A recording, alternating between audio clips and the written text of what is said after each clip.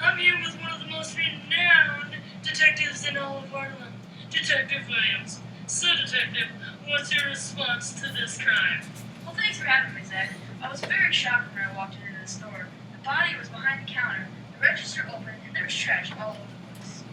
Okay then, but where were you at the time when you got the call to get to this crime?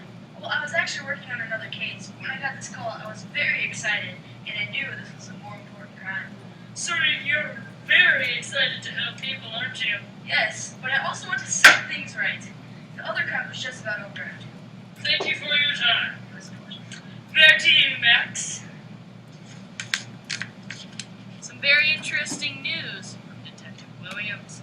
We are now going to send you back down to Zach, the accused, Steve Harmon's mother, with her thoughts on the case.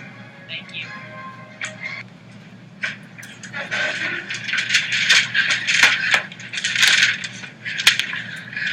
I'm here with one of the suspect's mothers. I'll be asking her about her opinion on the case at hand. So, Mrs. Harmon, what were your thoughts about your son being put into custody? I feel like he didn't do it. Would you like to elaborate just a bit more? He's such a good kid. He's always hanging around the right people, and he goes to a good school.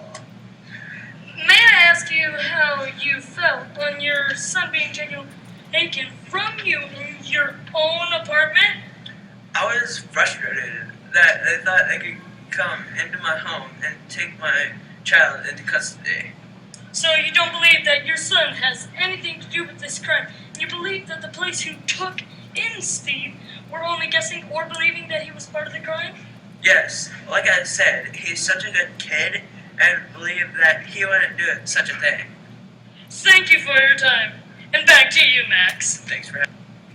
Now I'm going to send you back down to Zach again, where he is interviewing Jose Delgado, the man who first found the deceased Mr. Nesbitt. Mr. Delgado! Mr. Delgado! Thank you, Max. Here I am with the man who saw the body first, and he was a good acquaintance of Mr. Nesbitt, the deceased. Thanks for having me.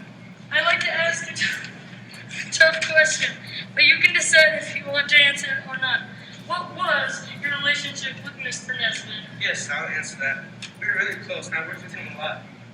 I'm very disappointed who did that, and I miss Mr. Nesbitt a lot. You believe that the men a part of this crime that killed your friend, and he was your co-worker, are terrible people. You know, I really can't say, but I'm very angry at what they did.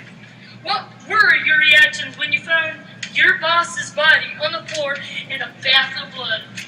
It made me want to puke. I couldn't even bear it. It was so depressing.